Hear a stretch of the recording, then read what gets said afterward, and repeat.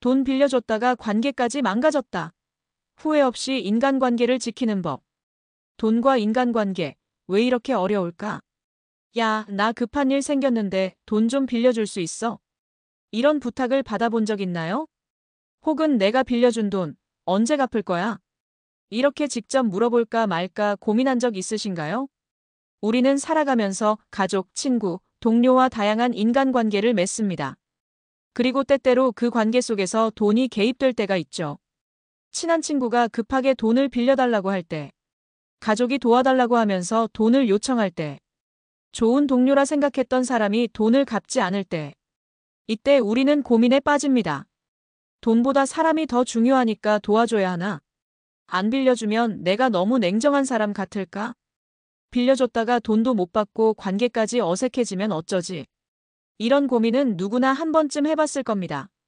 그리고 안타깝게도 많은 사람들이 돈 문제로 가까웠던 관계가 틀어지는 경험을 합니다. 돈을 빌려줬는데 상대방이 계속 미루기만 할 때, 고맙다는 말 한마디 없이 당연하게 여길 때, 빌려준 돈을 돌려달라고 하면 오히려 관계가 어색해질 때, 이런 상황을 겪은 사람들은 결국 이렇게 말하죠. 차라리 돈을 빌려주지 말걸. 그렇다면 어떻게 해야 할까요? 가까운 사람과 돈 문제로 다투지 않으면서도 후회 없이 인간관계를 지키는 방법은 없을까요? 오늘은 돈과 인간관계를 건강하게 유지하는 법에 대해 이야기해 보겠습니다. 돈과 인간관계를 지키는 5가지 원칙. 1. 돈을 빌려주는 순간 관계는 변한다. 많은 사람들이 착각하는 게 있습니다. 나는 그냥 도와주는 건데 돈을 빌려준다고 관계가 변할까? 네, 변합니다. 돈이 오가는 순간 관계의 성격이 달라집니다. 친구였던 사람이 채무자가 되고 가족이었던 사람이 빚진 사람이 됩니다. 돈을 빌려주면 관계는 달라진다. 이 사실을 먼저 인정해야 합니다. 친했던 친구가 돈 갚아야 하는 사람으로 보이고, 가족이었는데 빚진 사람이라는 부담을 가지게 되고, 동료였는데 빚을 갚지 않는 사람이 되면서 신뢰가 깨집니다.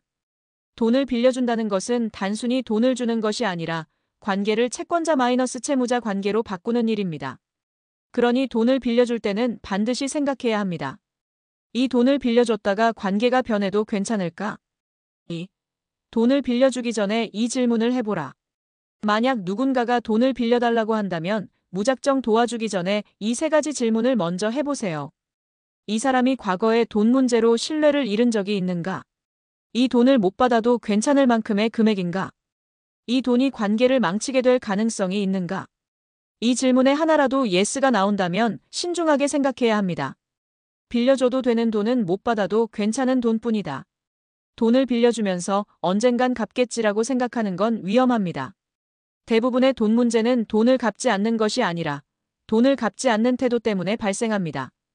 돈을 빌린 사람이 고마움을 모르고 당연하게 여길 때, 갚겠다고 해놓고 차일피일 미룰 때, 오히려 빌려준 사람을 불편하게 만들 때, 이럴 때 관계는 돌이킬 수 없을 정도로 멀어집니다. 3. 돈을 빌려주기보다 이렇게 도와줘라. 돈을 빌려주지 않고도 도와줄 방법이 있습니다. 돈 대신 현실적인 도움을 주는 방법을 찾아보세요. 급하게 돈이 필요한 친구에게 직접 해결할 방법을 같이 고민해주기. 가족이 돈이 필요할 때 그 돈을 어떻게 쓸 계획인지 점검해보기. 돈이 필요한 동료에게 대출이나 지원금을 받을 방법을 안내해주기.